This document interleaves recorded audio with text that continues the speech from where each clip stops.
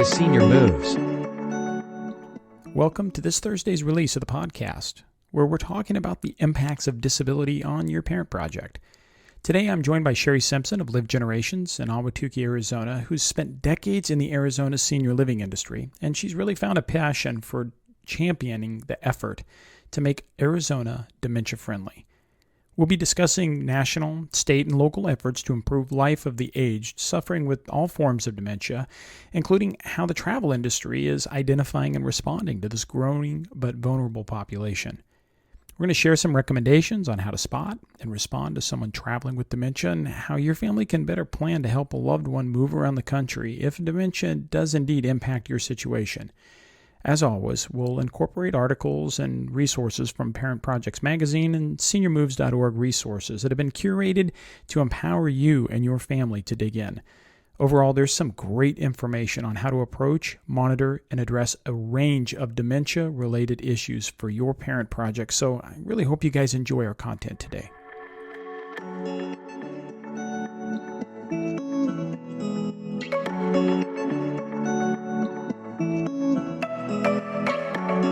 You're listening to Parent Projects, a Senior Moves podcast production.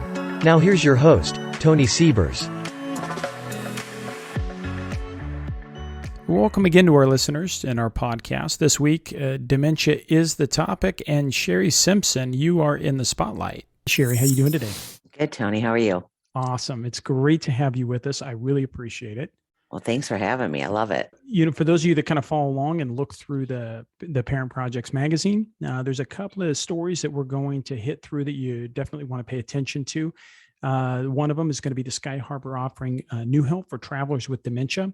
You can find that over on the Parent Projects magazine. Generally today, we're going to be talking through on this topic of traveling with dementia and Alzheimer's and memory related issues. We're going to talk through traveling expectations and what that looks like, what's going well, who's kind of on point for this right now across the country. We're going to talk through some personal expectations that you can set going into a situation where mom and dad or someone that you know that has a difficult time traveling or is starting to approach that, ways that you can set some expectations there and really help set the situation up for success. And then we're going to close up with some emergency response, things to plan for, just to be prepared in case things don't go the way that we were exactly expecting them to go as they roll through. How's that sound? Sounds great. Okay, fantastic. So with that, please sit back and enjoy this episode with Sheri Simpson of Livgenerations, Ahwatukee. Hey, Sheri, thank you again for joining us today. My pleasure, Tony. Okay. Well, hey, talk to me about, dementia, safe areas for dementia, safe nation for dementia, safe Arizona for dementia. When you brought that idea to light, it grabbed my heart. Talk to me about where you came from on that. Yeah. So there is DFA, which is Dementia-Friendly America.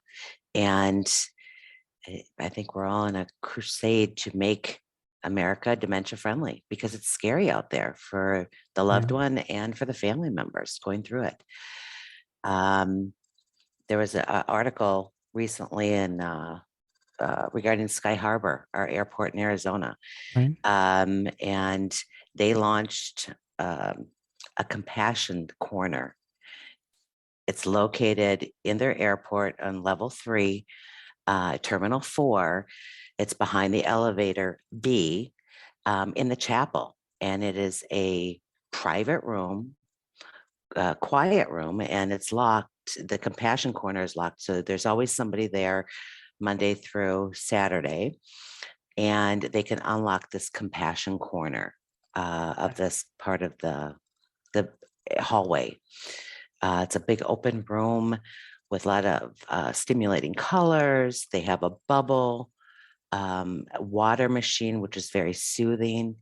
There's tables and chairs and a couch and that type of thing, but it's a wonderful way for somebody who has dementia, who's getting overstimulated by the airport, to just catch their breath. Oh, okay. And this is outside security.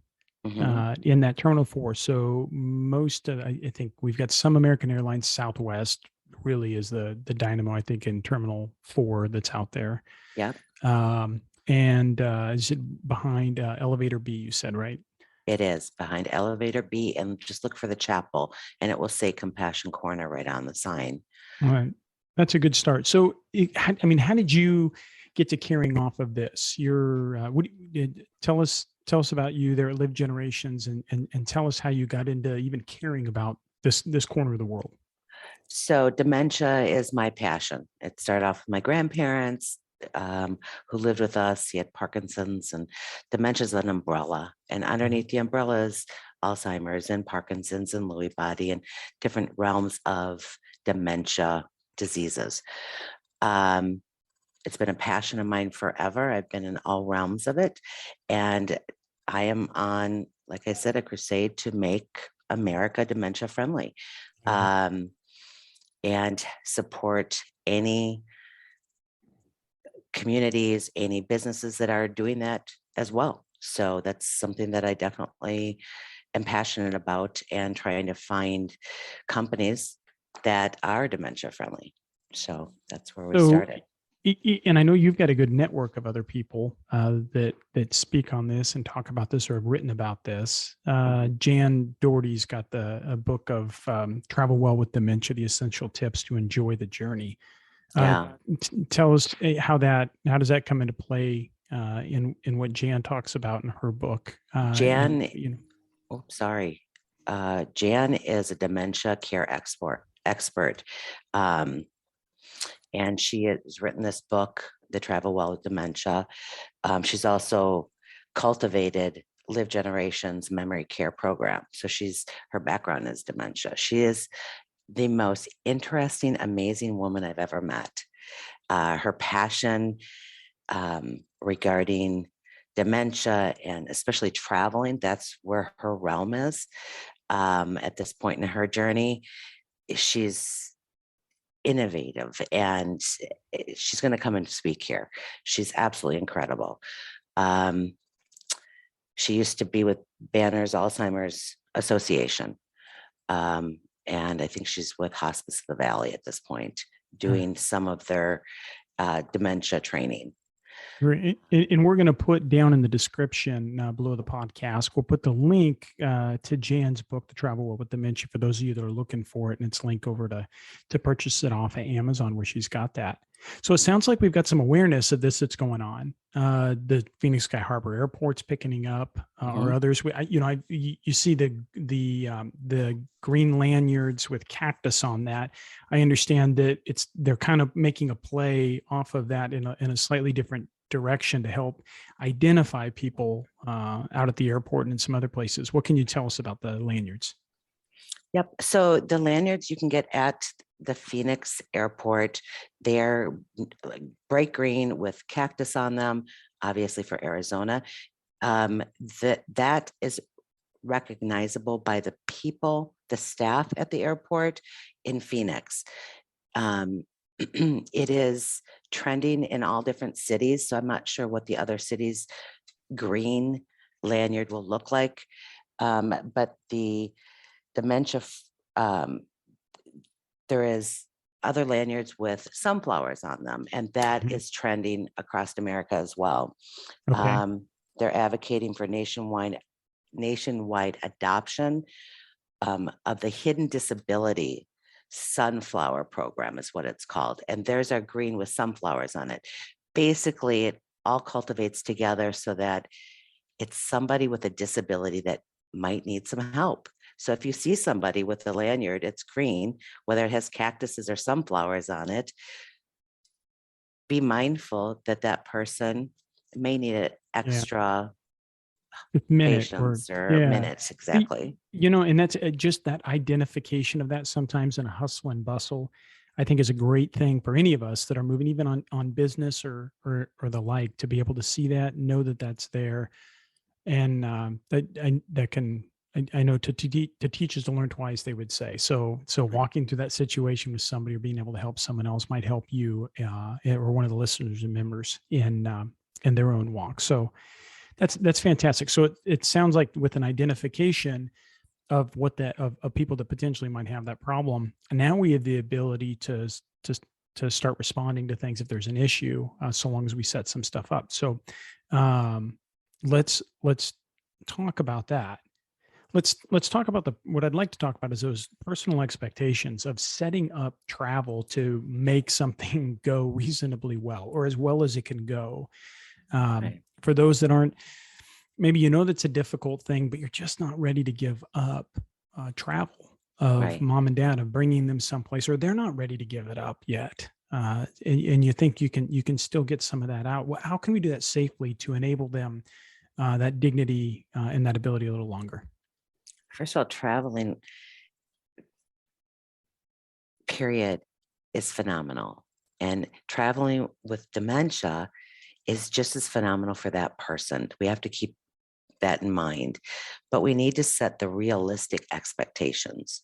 So for instance, my friend who has dementia, sundowns, nighttime isn't her friend. It's scary for her. I'm not going to travel at night if I take her on a trip. We're going to travel during the day. So that's a realistic expectation of where she's going to be more successful and enjoy the trip. Right. Because In general, how long do you think, in setting an itinerary, what's a pretty safe window? I mean, each person probably has to gauge their own situation and know their parents, but right. or a family member. But in general, is there a guideline? Yeah, I wouldn't go anything over 4 hours, Okay. but especially with one person. Yeah. If I'm going to take a trip and it's going to be over 4 hours, I would ask for another family member to come with, or a caregiver to come with, Mhm. because it is exhausting for the caregiver that's taking care of that person, that loved one with dementia, and they need a break as well. So we have to have self-care as well as being realistic for the loved one that has dementia Yeah. and that is needing that additional assistance. So 4 hours is a really good time frame. And how Yeah, much of that that's going to be in addition to the 90 minutes to maybe almost 2 hours you might need to be there early to check in and to mhm. set all that stuff up. So now you're talking about a good 6 hour period of travel for them, and that starts making a lot of sense when you Yeah, start around those boundaries. So so my wife today, um, and when she was dropping off her mom, I just reminded her, I said, if you go downstairs, when she has to check in her bag, she had a Christmas gift. So she's taking some things home. And so she checked a bag. And mhm. in checking that bag, I said, if you just let them know that you'd like to go through to the gate, you don't have to have an itinerary, be a passenger. They'll check your ID. And then you'll actually have that opportunity to go through TSA and go all the way to the gate. And that was it worked really, really well to be able to escort mom all the way through. Security my wife noted that security, seeing numbers, you're seeing numbers and you're seeing gates in so many different places that Right. oftentimes they can get mixed up in where they are.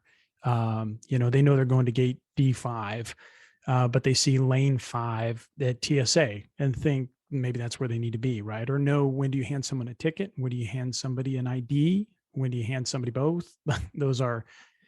These were things that she could help walk through. And maybe more than anything, she had noted on the backside, she was able to tell other people around her in the most tactful way, just to alert them that she Mhm. may need a little bit more time, or she could slow a conversation down real tactfully. And that was really helpful for mom. How insightful to get that extra assistance to go back and Yeah. get through, because imagine such an overwhelming, especially traveling during the holidays, that Mhm. overwhelming experience getting through TSA, taking your shoes off, putting your stuff in the bin, waiting to be prompted to go through the machine that you have to go through, then putting your shoes on, let alone you handed them your ID and your boarding pass, or you showed it to them, or they took it and you don't even know where it is now. So Right, the right. fact that Or things that go out. If you really think about that process, it's designed by, I know from my past history in law enforcement, that TSA is designed and the airport is designed to not give a lot of preparation or information up front. It demands short-term memory of you. You're going to be told what line to go through at the last second and the type of people and what has to come off and when, and they're constantly changing those things for security's sake, right? To provide that protection. But, mom really wanted to know what gate she was going to fly out of last night so she could mentally prepare for that the night before. And we couldn't tell her that because the gate wasn't given until just before they handed her a ticket downstairs.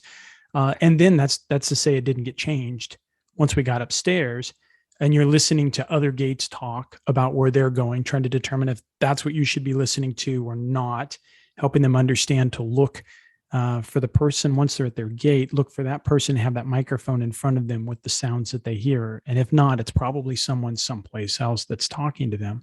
Exactly. Or Southwest Airlines, they load planes different. Right. We love it. We've flown each almost 1 million miles off of it. We like it that much. I met on that airline.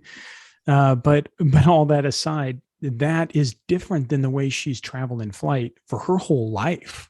Right. Her whole life. She's used to having that seat ahead of time. So that is really something that we will think through again, even though we love that. We just need to know that somebody's got to be with her through that process, or else that's probably something short-term memory will have a hiccup with. Right. And just send her the lanyard with the cactus on it or the sunflowers. And that gives TSA a heads up that, okay, they all know that means that's identifying somebody that just needs an additional service. So you mentioned when we were talking before, you were talking about like ID bracelets or Apple tags or GPS tags. And talk to me about that. What can we do? How can we use that to put ourselves at ease or just to kind of track stuff? Right. So we all know if you have kids, if they hide in a clothing store, you're frantic. You don't know where to look. As a parent of 6 kids, they have all done it to me, giving me heart attacks. Okay. With a parent or a loved one, an aunt, a family member, anybody, a friend traveling with dementia, kind of hard to know what to expect if you lose them in an airport. But imagine somebody with that innocence of not knowing where to go or wandering off, not on purpose, how you're going to find that person. Yeah. Mom turned her phone off before she got on the plane to fly here. So, and then she got in a little early. And even though we went to the airport to get her, because of that, we found her down in baggage, and they had changed the carousel. And my wife just said to her, you could just tell on her face, like, oh my gosh. And she just didn't think to turn her phone back on, and we couldn't get a hold of her. Right. So a GPS tag. Yeah. So they have it. Yeah, go ahead. They have ID bracelets. I think Apple tags is out, but it's an ID bracelet that works just like a GPS, or you lose your keys. Yeah. You can find that loved one. They even have inserts that fit into shoes. Kind of hard if the family member is coming from a different state to you and they don't put that insert in the shoe, but there's tons and tons of resources for GPS location for a loved one, for a senior that has dementia. That's great. And you had taken a picture. Tell me that idea. Yeah, let's talk about that. So I think if my kids said to me, Mom, what are you wearing when you travel? Right? I would say, oh, I'm wearing a sweatsuit, black sweatsuit, blah, blah, blah.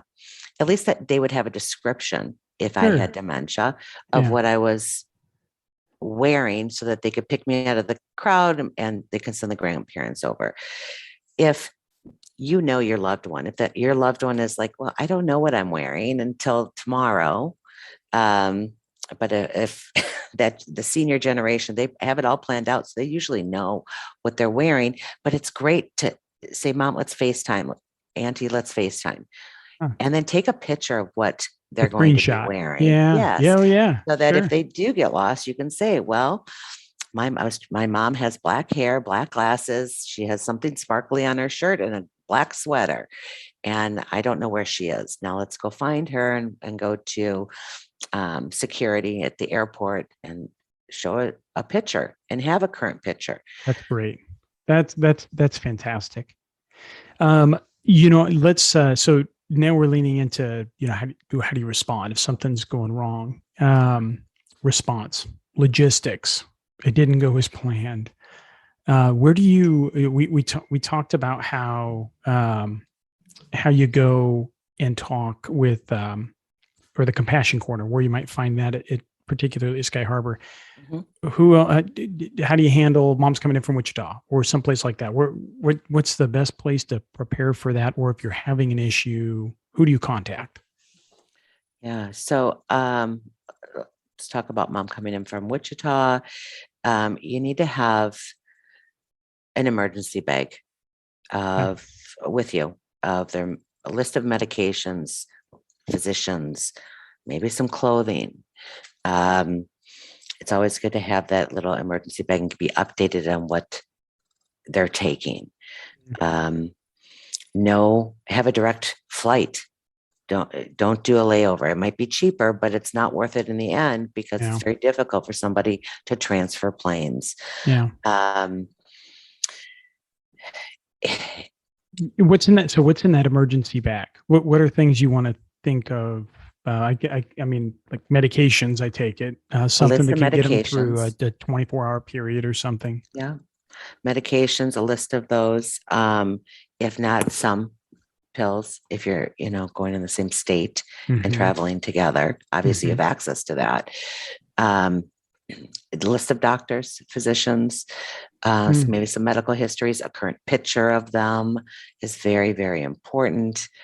Some water, maybe granola bar. Maybe they're going to be hungry. Maybe they have low blood sugar and they need some candy, maybe some of that nature. That's always a good thing to have just in case. You just never know. Something just while they're sitting to reconnect with you someplace, just thinking through what they need to be as comfortable as possible. Okay. Yeah, that makes a lot of sense. And that's not a lot to throw on there. Right. That's great. So that has got, that's a lot of good setup and things you can do ahead of time before showing up, setting into things, your response afterwards, and just those expectations. What are anything out there that our listeners can be thinking about, or where can they go to find more information outside of seniormoves.org on this, but about this particular movement about Dementia-Friendly America? Call me. Let's do it one person at a time. It's because it's going to take a village to make America dementia friendly. But all in all, set realistic expectations of what it's best set up for your person, your loved one.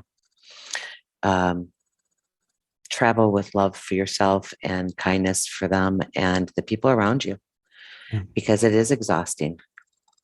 I love it. To travel. Hey, Sheri, thanks so much for joining us today. And thanks for sharing the message for Dementia-Friendly Arizona. I'm confident you're going to succeed at this as you do everything else. You're just a point person for advocating for those that are aged here in the Valley. And I have zero doubt that you're going to lead to our members and other people to support in this as well. So good on you. And thank you so much for joining us today. Thanks, Tony. Well, that's it for the Senior Moves team this week. Thanks for joining us. If you've enjoyed this content, remember to subscribe and share this episode on the app that you're listening to right now. Reviews and comments, they help us help you by expanding our reach and our perspective. So if you have time, please drop us a note. Tell us how we're doing. For more tips and tools to clarify your parent project, to simplify communication with stakeholders, and to verify the professionals that you choose to help you, you can find us at YouTube. Follow us at Facebook or Instagram, or join us at seniormoves.org. Thanks again for trusting us, and until next week, behold and be held.